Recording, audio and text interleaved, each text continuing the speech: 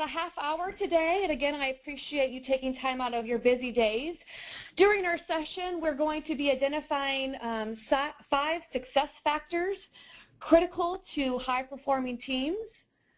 We're going to recognize what your role as a leader plays into building high-performing teams, and then finally, identify some conditions that may prevent teams from reaching high performance.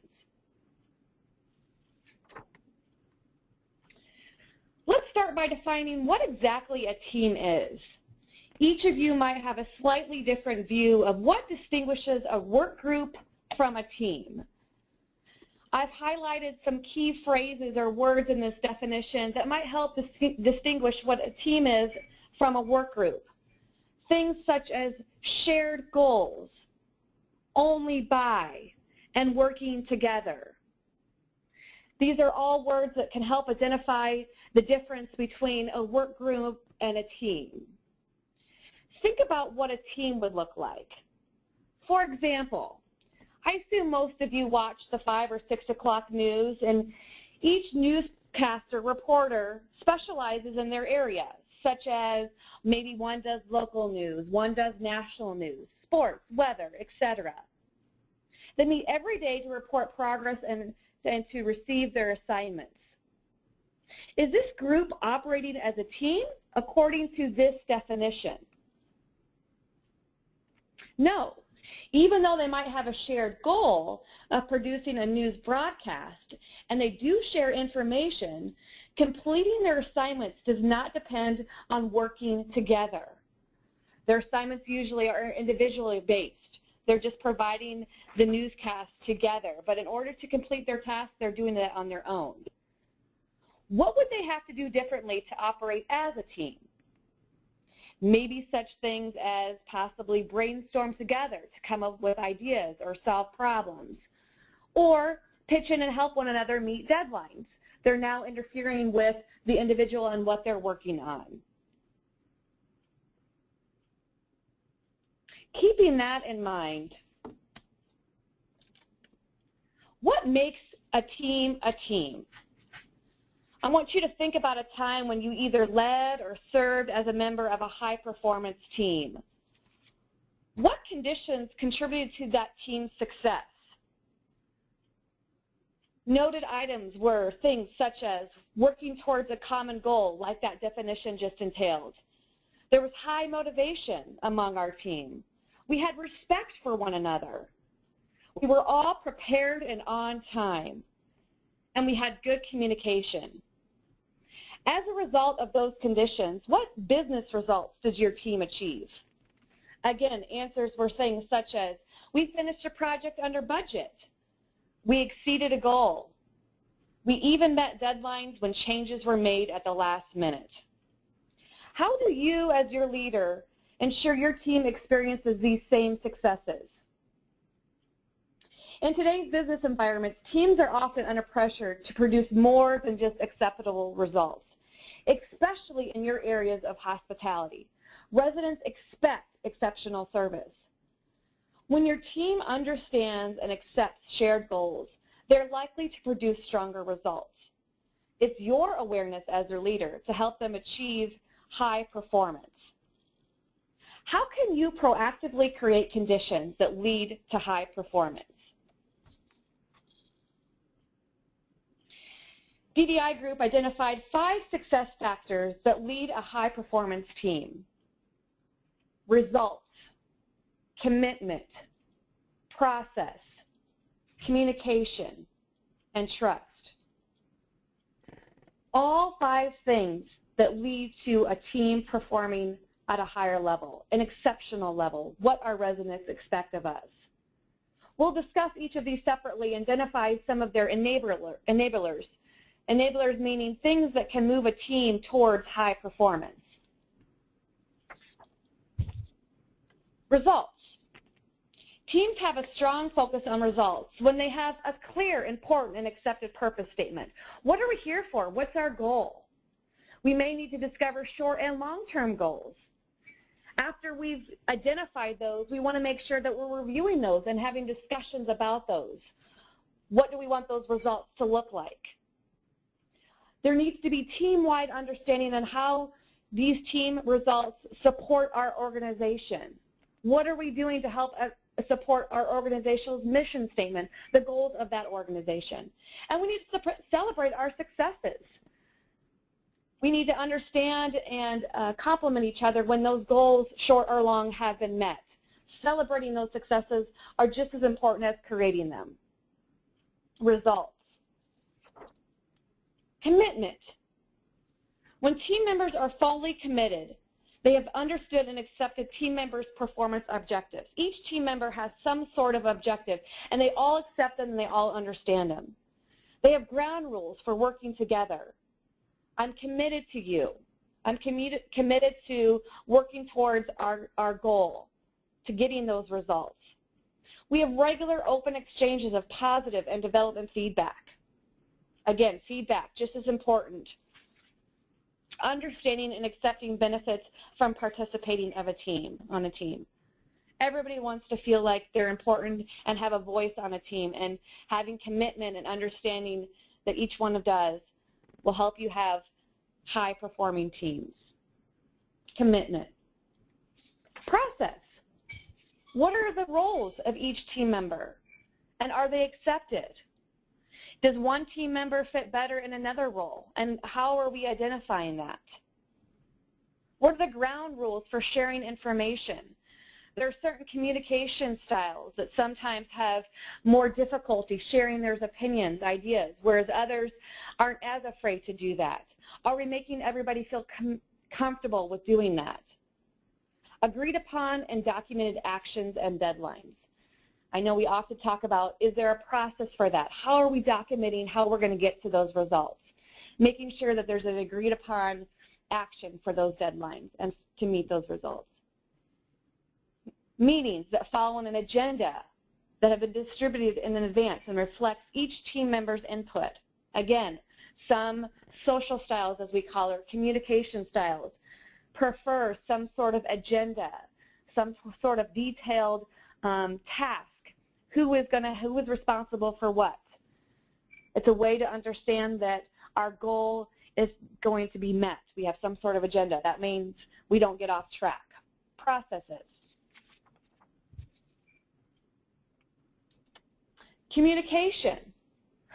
Something that we all probably struggle with, but it's critical in order to achieve high-performing teams. Again, providing that equal opportunity to participate and offer opinions. Are we hijacking those conversations? Is one person having all the ideas? Ground rules for resolving conflict. Research shows, again, no matter if you're in teams, outside of work, inside of work, we spend about 40% of our day resolving conflict. How are we doing that, and how are we going to resolve that? Are we being open to new ideas and opinions? Or again, do we have that certain team member that is just the one sharing opinions and ideas? And even if you have opinions and ideas, are we agreeing to those? And do we have agreements as we walk away? Or are you saying that you do, and then after the fact, gosh, I sure wish we didn't decide on that. Are you expressing those? And there are open lines of communication to do that.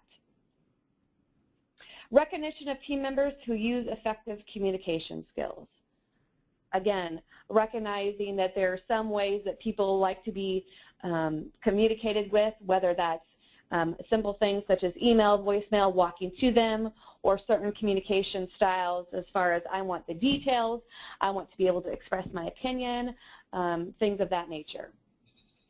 Communication. Finally, and most importantly, building trust. Understanding that we're all in this team together, we're all going to make mistakes, and that we're viewing those mistakes as learning opportunities, that we all, again, have lots of things on our plate, so we need to be willing to ask others for help, and to know that that's not any indication of our work ethic, but that we need help during this time. Again, differences of style and opinion, they're leveraged rather than discouraged. I may work better together if you come with me as an agenda versus coming with an open conversation and spending half of our meeting discussing what our plans were for the weekend. willingness to share thoughts, feelings, and rationale, and most importantly, at times of confidentiality, that is not left out as well. Building trust. All 5 things that lead to high-performing teams. During the discussions of those 5 characteristics, you may have noticed that the leader is not one of those 5 factors. Why do you think the leader is not included? These factors are conditions that teams require regardless of the leader. Through the team success factors, the leader helps the team continuously improve by carrying out 3 important roles.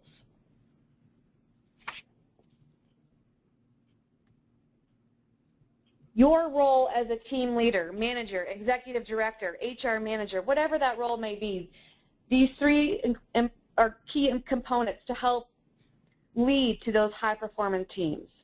Diagnose.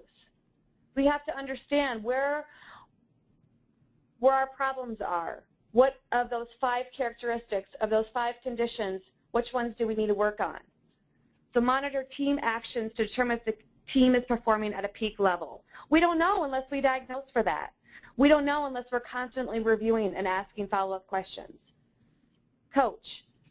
To coach, you must have a clear picture of the team's actions. How are we going to get to achieving at high-performing levels if I don't facilitate as a coach? Talk about team decision-making and plan to achieve those actions. Coach your team members on how to do that. And finally, reinforce through simple acknowledgments, again, celebrating those successes, or through formal celebrations and rewards. Your role, diagnose, to coach, and to reinforce.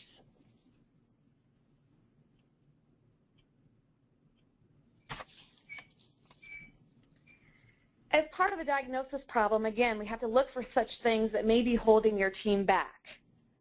Have you experienced some of these things listed?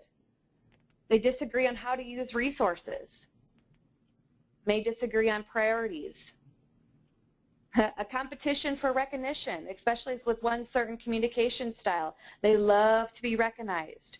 Or are they always the one they're being recognized, which therefore is putting the others at bay? Then there starts to get feelings involved.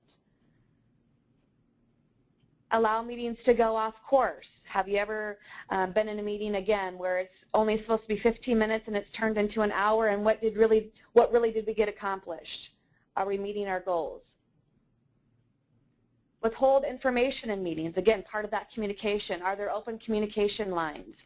Do you feel comfortable with communicating your feelings?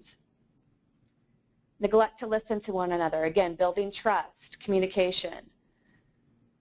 Refuse to admit mistakes or ask for help. Accountability. Are all of our team members accountable for every part that they play in achieving your results? Because we all know they have a part in that. Broken promises. Everybody hates when a promise is broken. Are we doing that within our teams? Missed meetings or assignments. Meetings are scheduled for a reason. Typically, I know we all can schedule, we say, oh, gosh, I have so many meetings, but make sure because of that your meetings have a point and there's an agenda, and that you're not missing meetings or assignments that may cost you to miss deadlines. So part of this diagnosis process, this is your role as their leader in deciding, is my team, are some of these things holding them back? Once identified them, categorize them into those 5 factors we just discussed: results, commitment, process, communication, trust.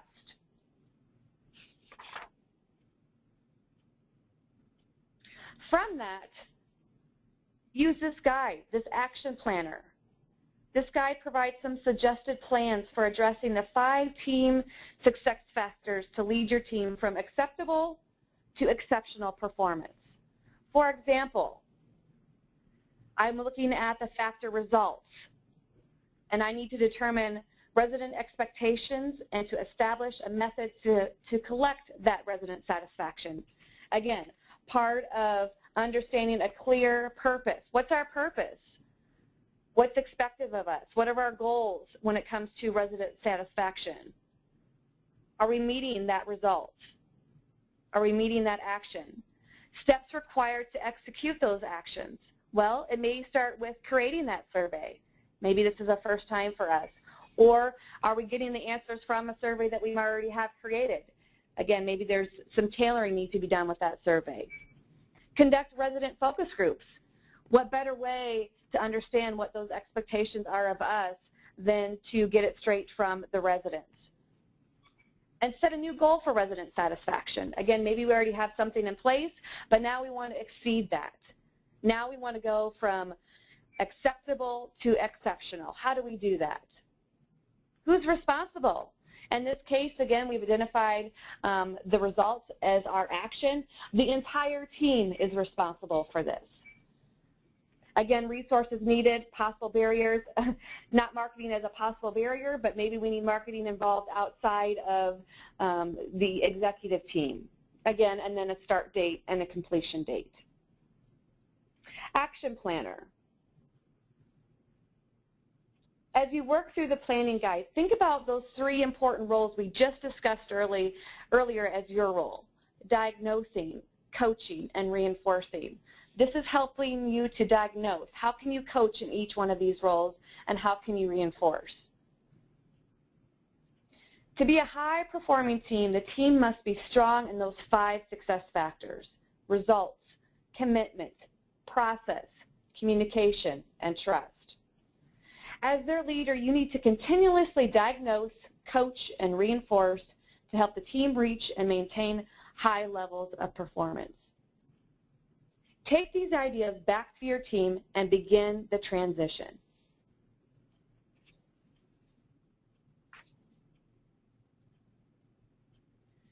Thank you for your time today. That includes our webinar.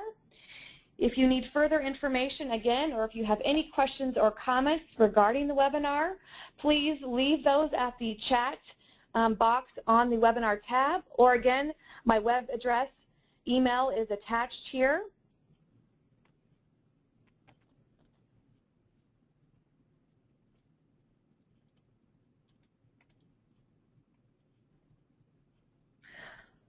Look for our next webinars in the next couple months. We host these once a month, and we look forward to your participation. Appreciate any feedback you may have.